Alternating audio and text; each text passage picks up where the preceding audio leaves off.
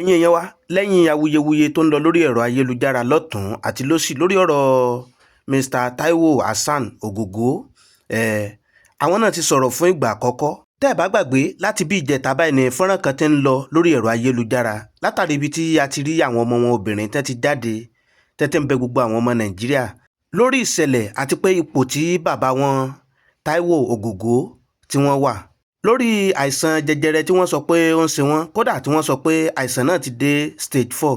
ṣùgbọ́n ẹ má jẹ́ ń dènà pẹnu, ẹ jẹ́ ká gbọ́n tí Mr. Taiwo Ogogo tí wọ́n sọ. ṣùgbọ́n bá a ṣe ń sọ̀rọ̀ ẹ̀, Mr. Taiwo Ogogo àwọn gan ti jáde fún ìgbà àkọ́kọ́. ẹ jẹ́ ká gbọ́n tí wọ́n bá àwọn ọmọ orílẹ̀-èdè Nàìjíríà sọ lápapọ̀ nínú fọ́nrán yìí. ní èèyàn mi, ẹ̀yin bàbá màmá ẹ̀gbọ́n lọ́kùnrin lóbìnrin, ẹ̀yin àbúrò, ẹ̀yin tẹ́ tún jẹ́ bí ọmọ, mo kí yín púpọ̀, mo dúpẹ́ lọ́wọ́ yín ìpè ẹ ṣé, ẹ kú ìfẹ́. Ọlọ́run ọba tó láyé tó lọ́run á fẹ́ yín jù bẹ́ẹ̀ lọ. Èèyàn ló wà láyé tí ò tiẹ̀ rẹ́ nìkankan tó máa rántí ẹ̀. Oníkálukú post lọ́tún lósì, wọ́n bẹ̀ sí ní kí wọ́n ṣe àdúrà ní agbára Olódùmarè. Ilé ọ̀nà yín ò ní bàjẹ́ o. A wá dá fún àwọn ọmọ tí náà ju bí ó ṣe dá fún wa lọ. Kò dẹ̀ ní burú fún wa náà, a dá fún àwọn ọmọ wa náà. Mo dúpẹ́ lọ́wọ́ yín, both home and abroad. I thank you so much. Inú mi dùn púpọ̀. Lágbára Olódùmarè, Ọlọ́run á fún wa ṣe. Alhaji wa Taiwo Ogogo Hasan, ìkan nínú àwọn àgbo kánsà tí a fẹ́ sẹ́ndì sí òun ló ti délẹ̀ yìí o. Nínú àwọn àgbo tó dẹ̀ scarce láti ṣe òun làgbo yìí wà. Ṣùgbọ́n Ọlọ́run fẹ́ràn yín púpọ̀. A ní àwọn materials ẹ̀ nílẹ̀ already lọ́fíìsì tẹ́lẹ̀. Àwọn liquid ẹ̀ nìkan la ẹsẹ̀ lọ rà tá a fi mix ẹ̀ a ẹsẹ̀ sí tán ni.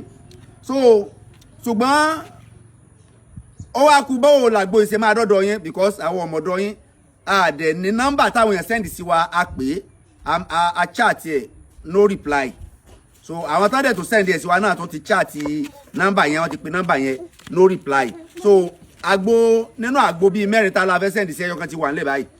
So ẹ̀yin tí ẹ pè wá tẹ́ ẹ jẹ́ olólùfẹ́ bàbá wa Taiwo Ogogo, a ti ṣe ìtawà lè ṣe o. Ó kú bágbo ìṣe máa dọ́dọ̀ wọn. So bóyá kẹ́ ẹ pè wọ́n, kàn pè wá, kàn send the address, ká máa bá ṣe máa send ẹ̀ sí wọn. Ẹyọ kan tí mo mú lọ́wọ́ yìí tí n bá fẹ́ báyàn ṣe 320,000 naira. Ṣùgbọ́n mo sọ pé mi ní gbowó lórí ẹ̀. Owó ara wa la fi ṣe. So a fẹ́ proof ara wa fún wọn kí wọ́n lè mọ̀ pé traditional medicine is very very real. Even federal government ti fún wa ní, wọ́n ti fún wa ní backup láti lè treat cancer, hepatitis àti àwọn àrùn mẹ́tò tó le. So àwọn èèyàn méje ní last month ní federal government ni wọ́n approve láti lè tó jẹ́ pé traditional medicine láti lo oògùn traditional medicine wọn tó dẹ̀ da. So kí wọ́n lọ lo eléyìí náà kàn try rẹ̀. So àwọn mẹ́ta tó kù a máa bá wọn sí àsẹ́ndì sí wọn.